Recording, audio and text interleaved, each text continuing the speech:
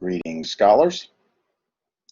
Dr. Williams back again with the Chapter 1 of the Kotler and Armstrong text in the Principles of Marketing course. Of course, the first chapter in the Principles course is going to be about, Principles of Marketing course will be about marketing. This includes customer value, what that is, what value is, and customer and consumer engagement. So let's start definitionally. What is marketing? So this is the definition. You'll notice that create value is bolded, as is capture value, which is at the end of the journey, by the way. But the process by which companies create value for customers and build strong customer relationships in order to capture value from customers in return. What word is missing? Most people, when they think of marketing, they think of, I'll give you a minute to run, let your mind run for a second. Selling. You know, you see job ads, oh, we got a marketing position opening, when it's really just selling knives or whatever it is. Marketing does not equal selling. Selling is one part of the marketing mix, which we're going to come to later in this presentation. But so I'd like to stress that everybody's a marketer. You're a marketer for the right school of business when you're out in the world and talking to your friends, and everybody markets, no matter whether they're for-profit, not-for-profit, everything. But marketing is not strictly selling or strictly advertising. You hear a lot of people say, oh yeah, I'm in marketing. Really, they're in advertising, or what sometimes we call telling and selling. All right, so this is the definition of marketing. So if we're going to understand the marketplace, we need to understand the difference between needs, wants, and demands. All right, so human needs are states of felt deprivation. They can be physical, social, or individual. Now, marketers didn't create these needs. These are just basic parts of the human endeavor, right? And wants are the form that human needs take. They're shaped by the culture people are living in or their individual personality. Think of it this way. I have a flat tire. I go out one morning and have a flat tire. So I'm deprived of 4 tires. I have a need for a tire. Now, I may want a Bridgestone tire.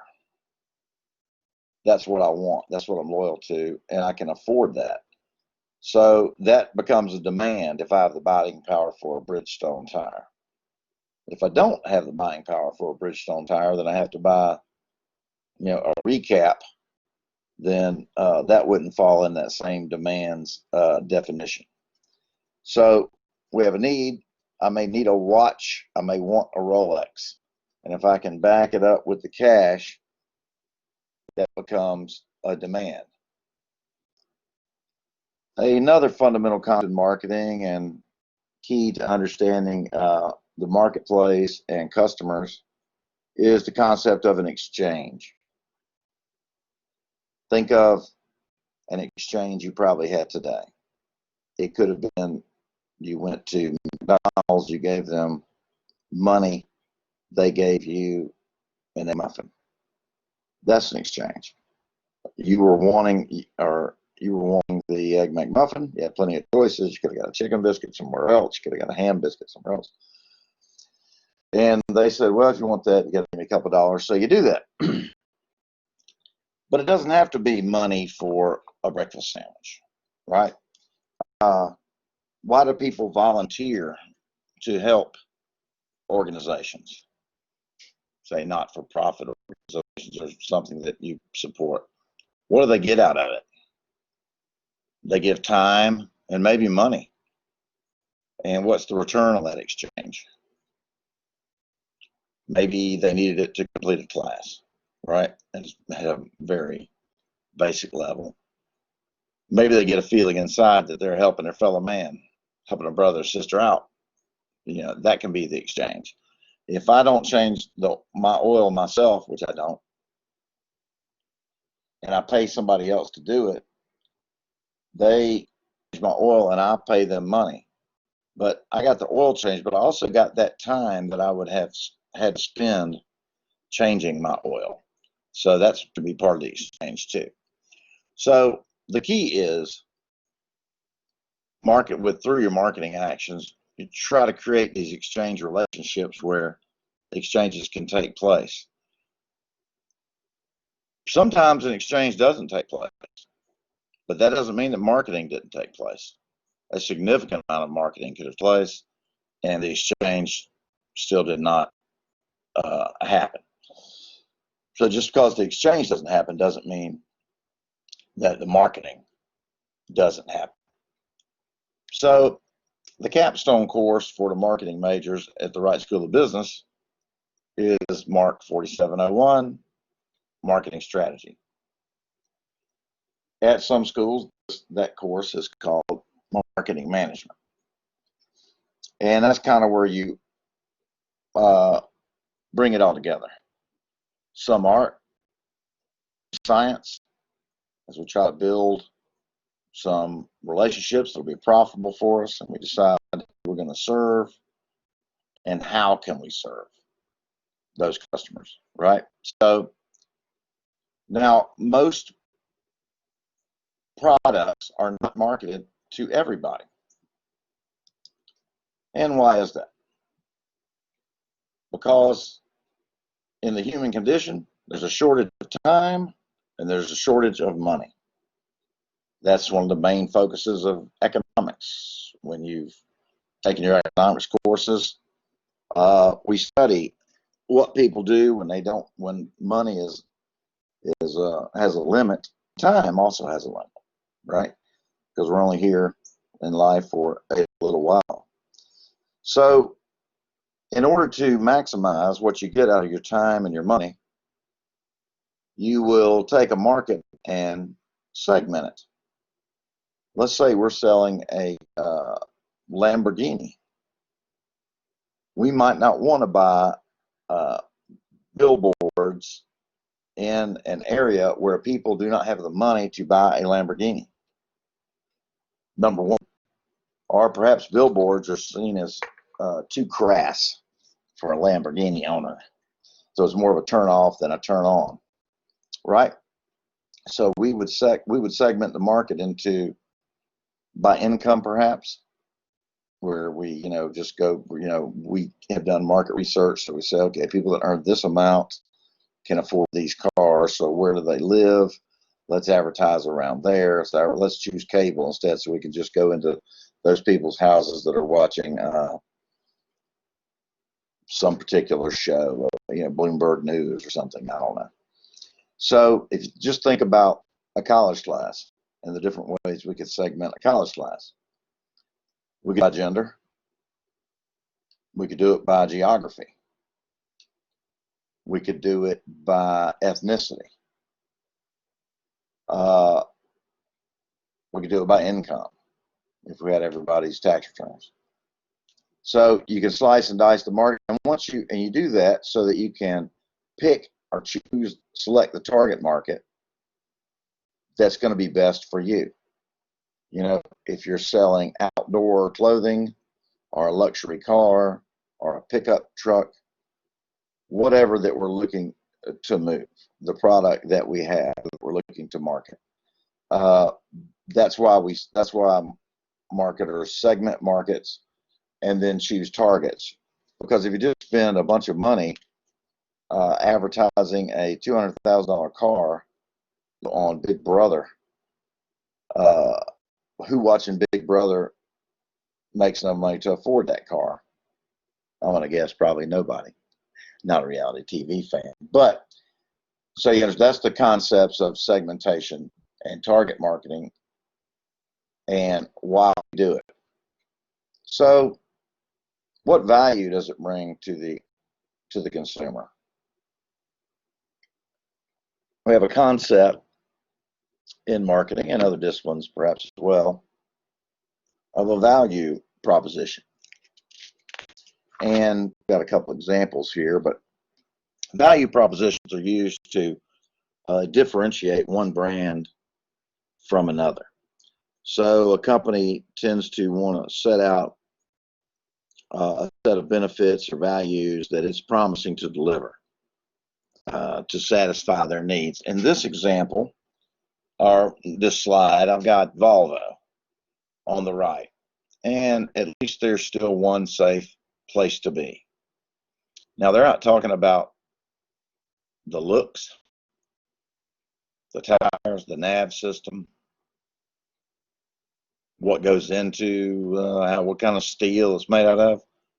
They're talking about one thing: safety. Now, is that a feature or a benefit of a Volvo? Safety. That's a benefit. And people tend to buy based on benefits, not features, right? So they don't have an ad telling you all of the hot shot construction, engineering, and electronics that go into a Volvo that make them safe. They just say, they want you to think, you see Volvo, you think safe, right? And that is a benefit. If they had a whole ad up there, now some people might shop on features. Let's say you were an avid gamer and you were looking for these set of 5 things that a machine had you were going to use, then you'd be interested in those features. But really, you're looking at the benefits. Can I play this game on this machine? Because this is really what I want to do. If you click on the underlined value proposition right here, it's a link, and this PowerPoint will be the PowerPoint itself will be put to URL, and then of course this video lecture will be as well, because that's what you're watching. If you click on that link, which I can't do here, you will get this.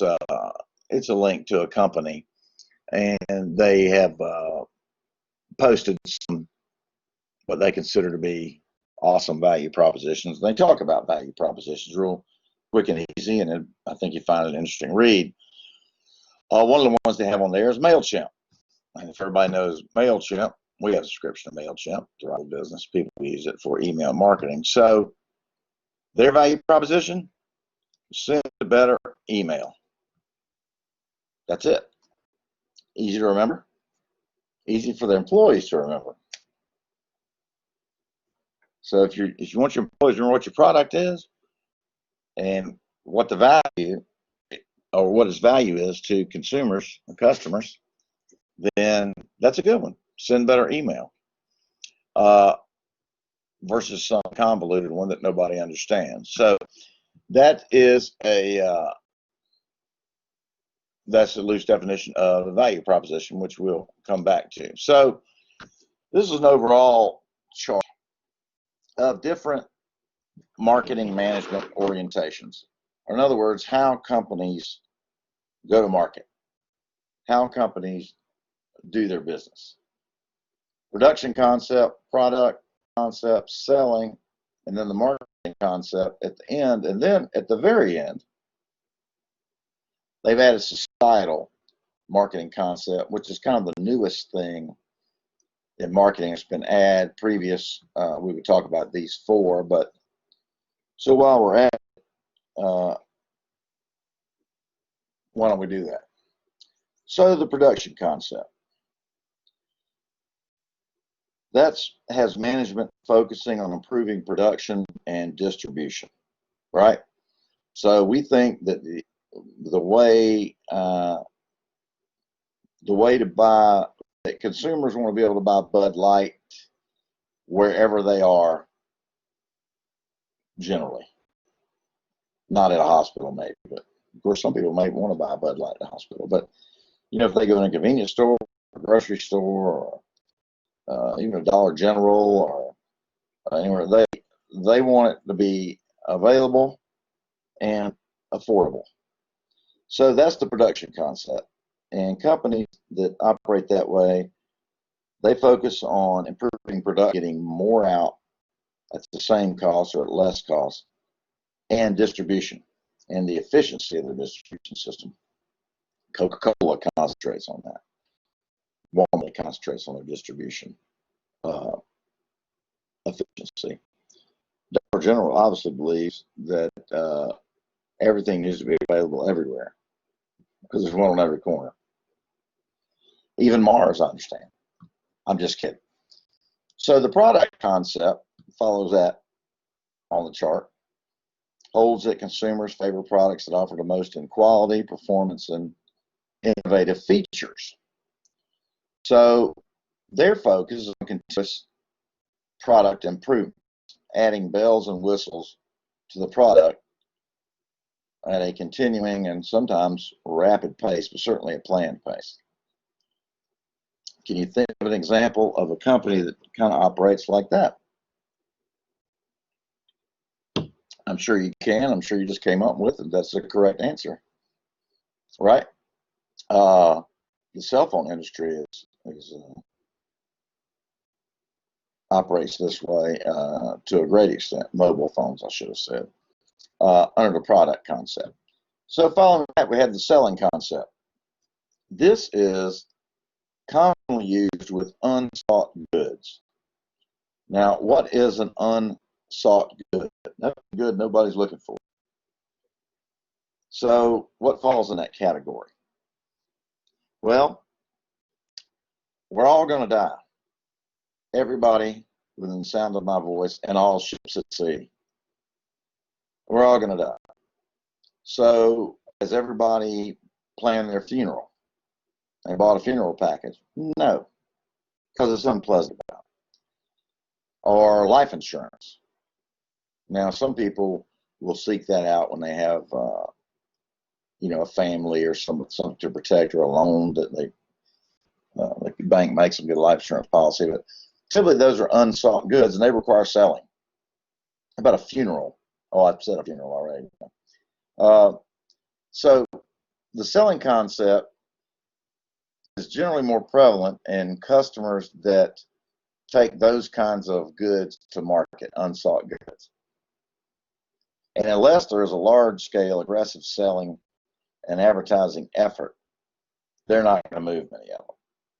So you can think of other instances of companies that go to market that way. And used to be, I would say, finally, we have the marketing concept. So the marketing concept holds that the job is not to find the right customers for your product. In other words, we make staples. Let's find people who will buy staples. But to find the right product for your customer. So not saying, I'm thinking about buying that staple factory. Okay. Well, do people need staples? Do they want staples?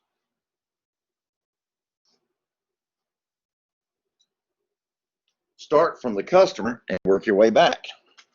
I read an article some years back about IKEA and kind of their structure. And if you've ever been to IKEA, well, whether you've been to IKEA or not, I'm sure you're familiar with who and what they are. The article indicated that they start with the customer and they say, they survey customers and say, how much would you pay for a three-legged stool with a plastic top and three metal legs that you put together with 6 screws at home? And customers say, well, I'll pay this much for it, that much for it, this much for it. They come up with a price, and then they engineer a stool that they can manufacture and ship and sell and make a profit on based on what the customer said they would pay and what they wanted out of that stool. And if they can't do it for that, that's just not a product that they carry. They don't get into that product. That's the marketing concept, and that's the way marketers would prefer everybody act. So we know we find out the needs and wants of our target market, and then we deliver that better than our competitors, rather than starting at the other end. In recent times, societal marketing has come into play, and the argument there was that the marketing concept overlooked potential conflicts between short-run wants of the consumer and consumer long-run welfare, and that the marketing strategy should deliver value to customers in a way that maintains or improves both the consumers and society's well-being. So they say, well, we want this, we want it now, I want to pay this for it. Well, does that mean we have to pollute the river to do that? Maybe that's not a good idea long term. We can sell a lot of them right now, but perhaps we should wait a little longer until we perfect the idea and make sure we're not causing long-term societal harm. So that's the end of the arrow in the marketing management orientations. We started with production and the product. So this slide's kind of an example. We take the marketing concept where we start here with the market and we go, what will you support? What will you buy? What are your needs? What are your wants? Can we service those in a good way? As opposed to the selling concept, which starts with the factory that we have, and it makes tennis balls. So let's focus on making tennis balls as efficiently as we can. Let's hire 100 tennis ball salesmen and put them out there to move the tennis balls, and let's sell so many we're making a nickel on each that we'll have some profits. Marketing concept starts with the market. We find out what do they need. We put together an integrated marketing message using whatever channels that we need to reach our target market. Right, if our target market is 45-year-old women, then we're probably not going to advertise on Twitter. We're going to be more in Pinterest and in something on the Oprah network, some ads or whatever. So we put together a program we think will reach them, and then if they're satisfied, right, they'll buy, and we'll make money on it, and it'll be good. They got the Southwest Airlines quote from Herb: "We don't have a marketing department, we have a customer department. If your customers are happy and they're getting value for what they're doing, and they're satisfied, they'll advertise for you and they'll market for you." So that's just a little showing the differences between the selling concept, say of funerals or life insurance, and the marketing concept. So how do you design such a system taking into account, human welfare? Well, if you have a business, if you don't, I need to go back. Sorry about that. I went all the way to the end. Well, that's not good.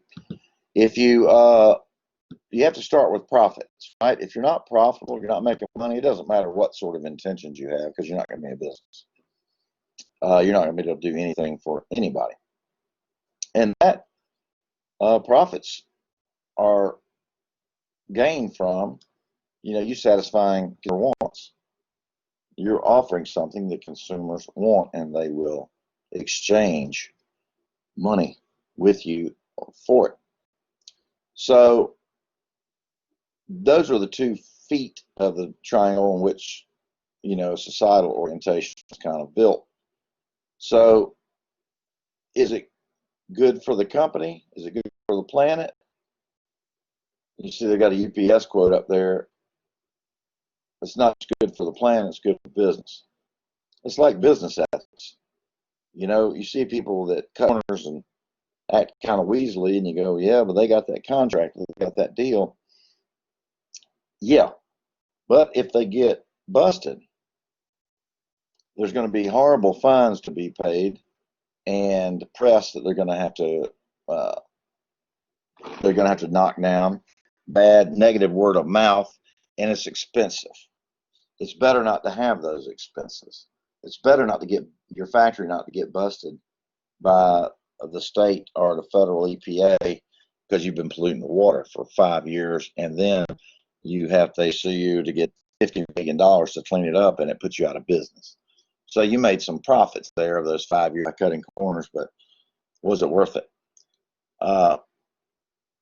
Those are the driving concepts behind, societal marketing, and do what's good for society, not just a short run for the company and even the consumer. So if you ever had a high school marketing class, everybody's heard of the 4 Ps, which comprise the marketing mix. So actually, a lot of marketing texts refer to it as the 4 Ps and a D. So instead of place, they will call this distribution. Well, that's a terrible looking D. But product, place, price, and promotion. Product, price, promotion, and place, how they have listed here, or in place of place, distribution. When I talked about selling earlier, which one of these 4 Ps does selling fall under?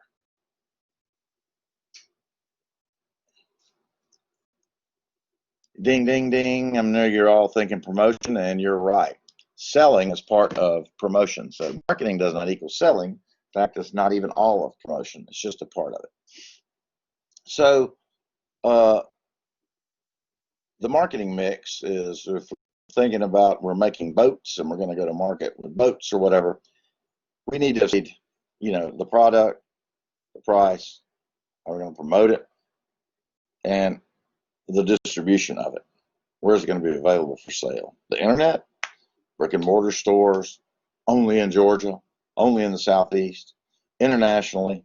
In the Capstone Mark 4701 marketing strategy class, we do a simulation where we different teams of students make bicycles, is what it is. They decide what kind of bikes they're going to make and what sort of features they're going to have, where they're going to sell them around the world, and blah, blah, blah.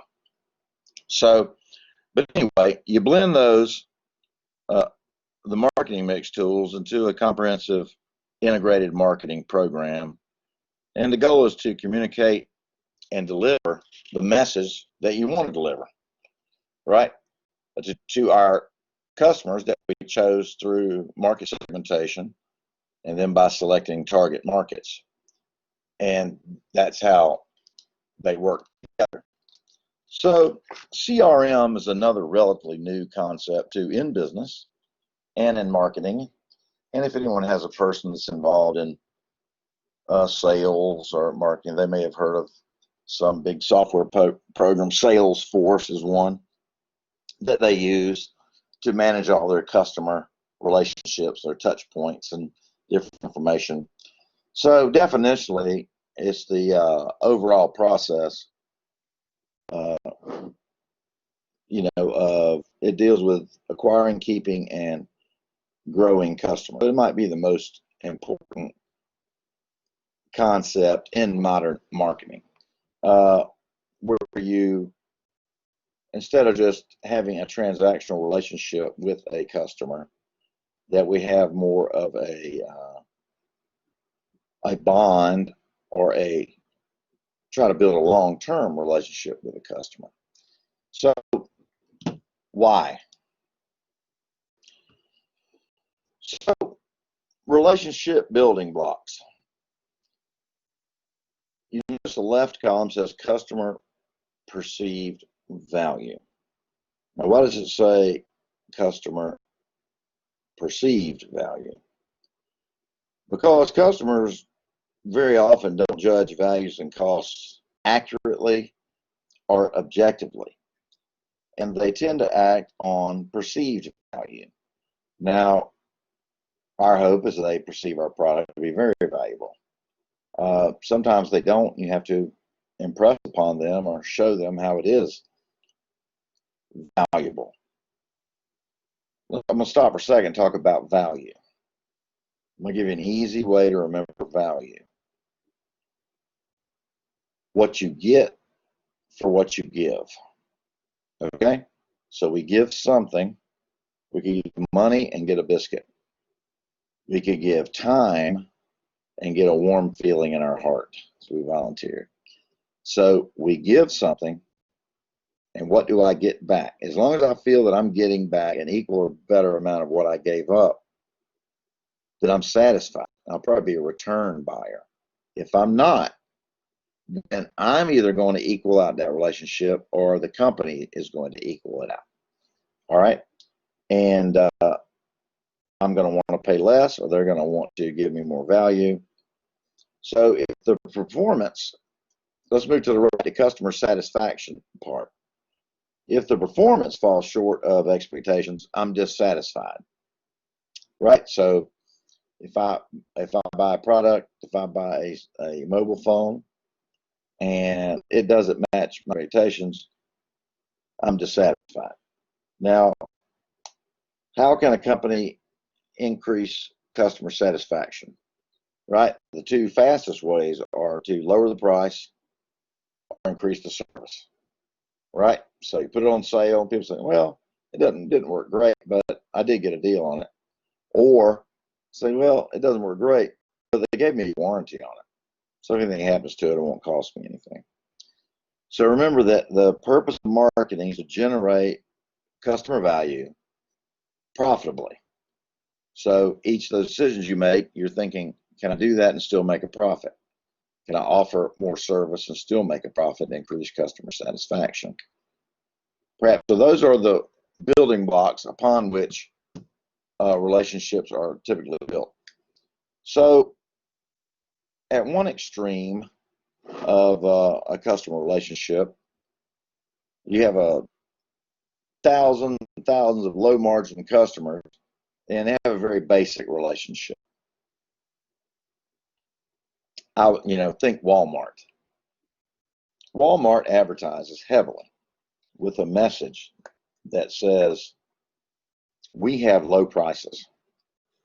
We are always cutting prices. We're the low price leader. If you're looking for some cheap dog food, we got it. That's not all of their marketing, their integrated marketing message, but it's the great majority of it. They're not looking for there's not a lot of margin in each customer that they have. So they have a very basic relationship with low margin customers. You look at the left side of that chart. At the very other extreme, in markets with very few customers and high margin, sellers may want to create a full partnership with customers. So think of a Lexus. Lexus would like someone who buys a Lexus to buy another one, and preferably buy it for life, which we're going to talk about in a minute, customer lifetime value. So, because it's very high margin, and you want to keep those customers, you're not going to sell as many individual items as a Walmart at a Lexus dealership, but the ones you sell, you're going to make good money on it because it's a high-end product. We want to have a partnership where people are loyal to Lexus, and we're going to take care of them, and they're going to talk well about us. And then we have frequency marketing programs, and you can think of, Delta or American Airlines, Hilton Honors, or Marriott Rewards, or Kroger, or Food City. I don't know what Food City offers. I do have a Food City card, but I don't know what they offer. But those frequency marketing programs reward customers who buy all the time, or sometimes if they buy in large quantities. So if you buy from us X amount, we'll give you, or if you pay within a certain time period, we'll give you a discount. Or if you get your prescriptions at Kroger, you get 10 times the points to apply for discount gas, or those things. So those are some levels and tools that in customer relationship management that people use. Different. You know, Walmart's not going to operate the same as as Neiman Marcus, right? Two different customers buying different types of things, and they're going to have different programs. And so one size does not fit all. So customer engagement. That's just selling a brand to consumers. The goal is to make the brand part of consumers' conversations and lives. Have you ever been to an Apple store and just hung around the Genius desk for a minute? Goodness, you'll see some people that are all fired up about the brand and the product, like a cult, right? They've been very successful at that. You can certainly think of others, whether justified or not justified. But customer engagement and making the brand an integral part of somebody's life or conversation, or they're happy to talk about it because they're real big proponents of it. That's the road that we want to be on. And digital marketing and digital tools and social media have made that easier and better and more effective. I bet each of you on some social media platform are a fan of a brand, some sort. Maybe it's a brand you like. Maybe you did it for a contest. Maybe you follow them because you want to see what the latest thing is.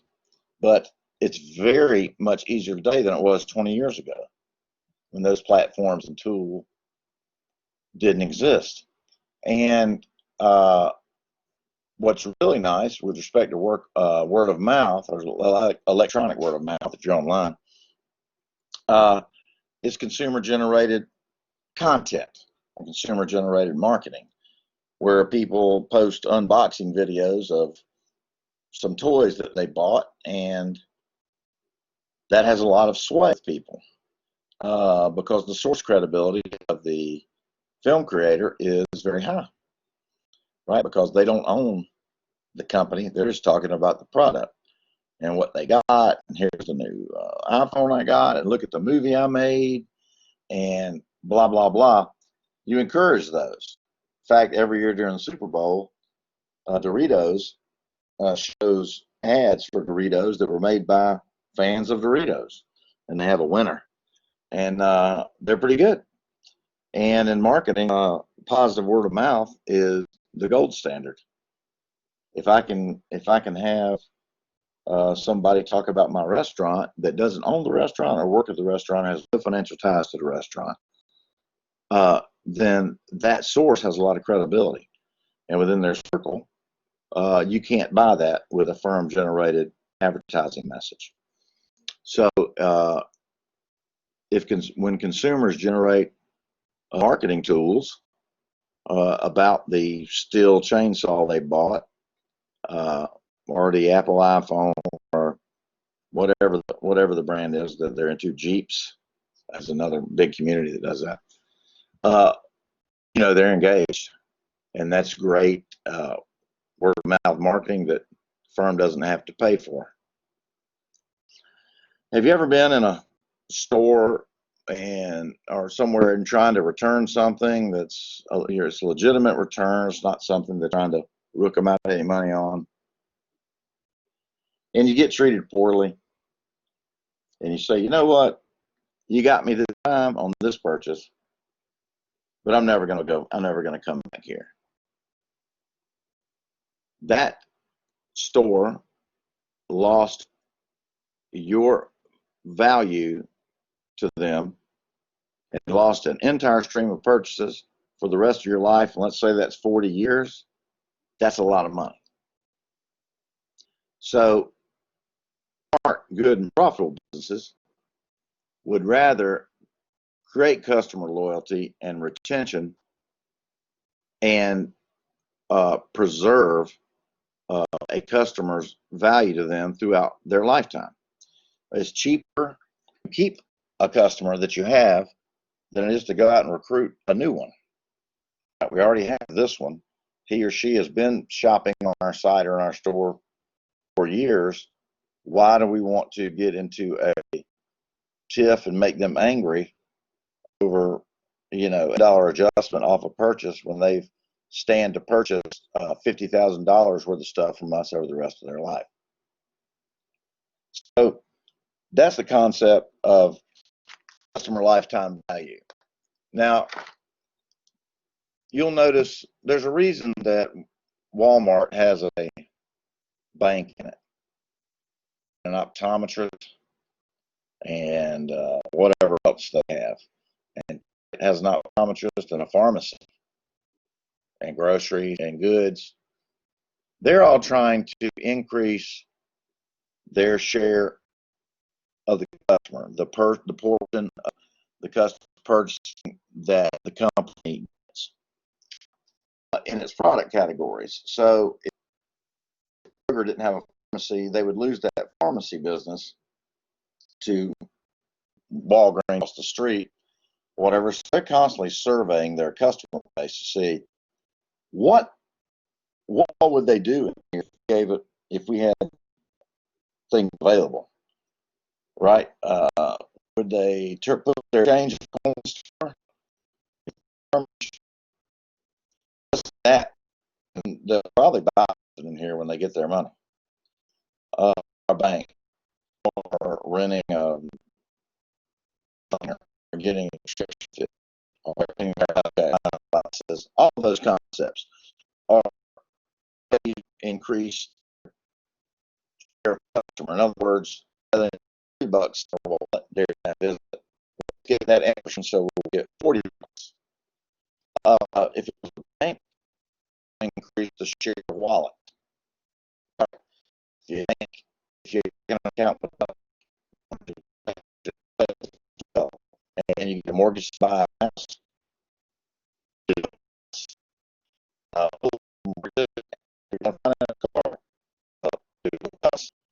have every single piece of your bank you go to banks and increase your share of the wallet.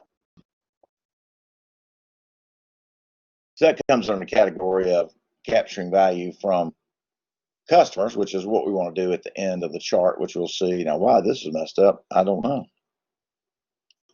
So what is customer equity? So not only do companies want to create profitable customers, and I'm going to call it own them for life, they want to capture their lifetime value and earn a greater share of their purchases. So customer equity is if we calculate or add up the total combined lifetime values of all the company's customers. So if we do that, this slide is a picture of a Cadillac. Now, what's the first thing you think of when you think of a Cadillac? Quality, luxury, history, tradition, all those things. Now, why do we think of those things? Why are those what we call marketing top of mind recall? Because they've spent decades building cars that give them that reputation and spending money on integrated marketing campaigns to spread that message. Now, that's worth something. So how do we calculate what Cadillac customers, not just customers, but profitable customers that are repeat purchasers, we calculate that lifetime value out through their life. Let's say they're 40 today and they're going to live to be 70.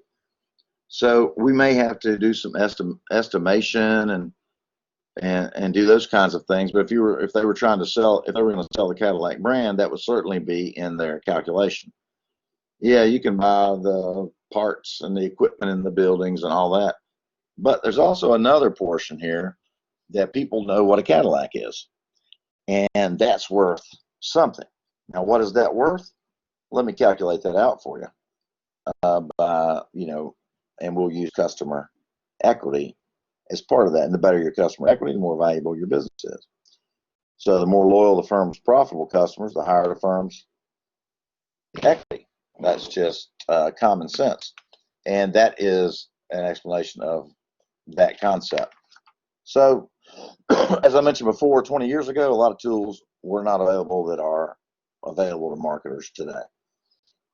Because of the age we're in, we had Web 1.0, which was a firm sending a message to the customer one way, unidirectional. And we had Web 2.0, where back and forth. You know, I could tweet at Comcast, and they could tweet back at me, and things like that. Now we're moving toward Web 3.0, which is the semantic web, which involves a lot of things, but where artificial intelligence estimates what kind of things based on your location and recent searches and all that, that they have access to all of that. And they build a profile on you, and they direct ads to you based on what you've bought, and you know what your demographics, you know, your age, your religion, your how many prescriptions you take, whether you've ever diapers. They figured you had children, and so using all those tools, digital and social media marketing, it makes it really easy to target customers. It makes target marketing a lot easier than just think if your biggest form of mass communication was a billboard on the side of 75. Well, whatever your billboard's for, chances are everybody that passes there is not interested in that. I'm not even going to notice it. If they are interested in it, do they notice it? How do we know? It's very hard to measure. The digital and social media tools are a little bit easier to measure than that. So, you know, it has changed things. It's made it given way more opportunities to extend customer engagement and attract customer engagement and get people talking about the brand. Mobile marketing is very fast growing, where you know, you're using a Waze map, and you pull up a stoplight, and you stop, and it says, you know, I got one the other day because I had stopped at a cookout in recent days, and it said, hey, there's a cookout at the next intersection. You want to tap this, and we'll take you right there. I mean, it knew from an internet search or a credit card information that I had bought a barbecue sandwich at a cookout. So it targeted that right toward me. Or Cartwheel by Target, or you go into a supermarket and you start getting coupons on your phone because it's registered that you're there. And it's changed things a lot. And it makes knowledge of social media marketing and digital marketing very appealing in the job market. So you should take advantage of opportunities you have to pick up some skills in that area. Does Dalton State earn a profit? No, it does not. It's a nonprofit. Does Dalton State College market? Yes, we do. Marketing occurs both for profit and not for profit, right? Churches are technically nonprofit. At the end of the year, they're not, you know, they don't have to pose a profit, they just spend all the money. But they advertise. The Northwest Georgia Humane Society, they're a nonprofit, they advertise. So marketing occurs everywhere.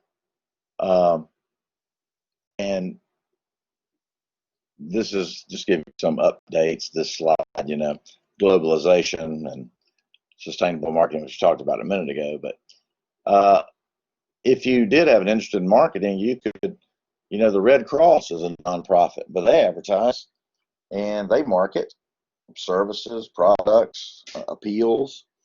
So the opportunities are available across the spectrum, is my point. with. So this is a big, looks like a schematic for the electricity for you know, for a house. But it's a good chart though, and I'm just put up here. I'll just take an example so you can see, and this will be good for exam questions. But you can see that we want to create value for customers. So we want to see what they want. Then you look down, how do you do it? Research customers in the marketplace, manage marketing information and customer data, we'll CRM down in there. And then we move from here, construct a program, build profitable relationships, and down here you can see how. And then if we're successful, we capture value from customers to create profits and customer equity. Hopefully a lifetime customer that's going to shop with us regularly, as will hopefully their children and their spouses. So it's a good chart. That's the marketing process. Then you see down here we have harness marketing technology, and that kind of feeds up into it. So it kind of takes, you know, the very first slide was the AMA definition of marketing. And then the last slide is all the things that we've talked about, that I've talked about during this lecture, pull them together in a chart, which I think is well done. And it's one you should look at. All right, so with that said, that is chapter 1. But you should read the text, review the PowerPoints, mine and the authors, and I will see you on the internet.